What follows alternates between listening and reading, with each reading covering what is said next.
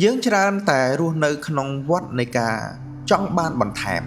យើងគិតថាបើយើងមានផ្ទះធំជាងនេះមានឡានទំនើបជាងនេះឬមានការងារល្អជាងនេះយើងនឹងមានសេចក្តីសុខ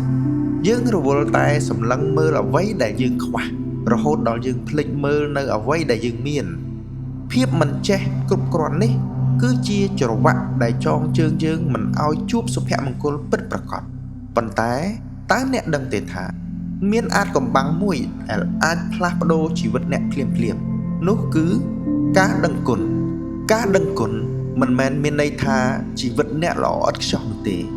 វាមានន័យថាអ្នកសម្រេចចិត្តមើលឃើញនៅភាពស្រស់ស្អាតទោះបីជាស្ថិតក្នុងស្ថានភាពលំបាកក៏ដោយវាគឺជាការអរគុណដល់កែវទឹកដែលជួយរងាប់ការស្រែកឃ្លានអរគុណដល់ខ្យល់អាកាសដែលផ្ដល់ដង្ហើមនិងអរគុណដល់រាល់ការលំបាកដែលបង្រៀនឲ្យយើងរឹងមាំនៅពេលដែលអ្នកចាប់ផ្ដើមនិយាយពាក្យអរគុណទៅកាន់រឿងតូចតាចក្នុងជីវិតពិភពលោកជុំវិញខ្លួនអ្នកនឹងចាប់ផ្ដើមផ្លាស់ប្ដូរពីភាពខ្វះខាត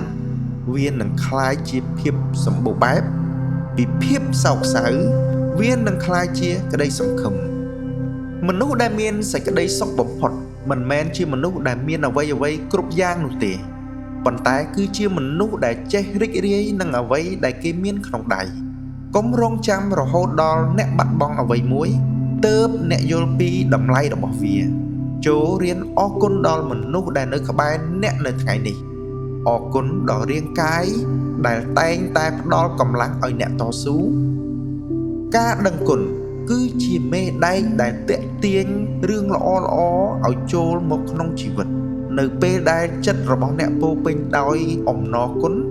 អ្នកនឹងរកឃើញថាជីវិតរបស់អ្នកពិតជាអស្ចារ្យលើសពីអ្វីដែលអ្នកធ្លាប់គិតកំណត់ហេតុថ្ងៃនេះចង់សួរអ្នកថាតើអ្វីជារឿង3យ៉ាងដែលអ្នកចង់អរគុណនៅថ្ងៃនេះចូលចាប់ផ្ដើមថ្ងៃរបស់អ្នកដោយការដឹងគុណហើយអ្នកនឹងឃើញពន្លឺដែលអ្នកមិនដែលឃើញពីមុនមកនេះគឺជាកំណត់ហេតុផ្កាស្លាសូមឲ្យបេះដូងរបស់អ្នករីកស្គុះស្គាយដោយអំណាចនៃពាក្យអរគុណ